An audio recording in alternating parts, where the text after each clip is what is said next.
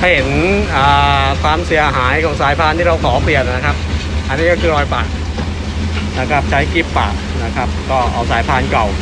มาแปะไว้แล้วก็ใช้กิ๊บปะตลอดแนวความยาวสายพานนะครับก็เกือบจะ6 เมตรนะครับตลอดความยาวไปเลยนะครับแล้วก็ตรงนี้ชำรุดตามแนวขวางสายพานนะครับสายพานกว้าง1 เมตรนะครับแล้วก็จะเห็นรอยเสียดสีของสายพานที่มันถลอกออกไปนะครับตามแนวนี้นะครับอันนี้ก็คือสายพานเส้นลงโคนที่ขอเปลี่ยนไปล่าสุดนะครับ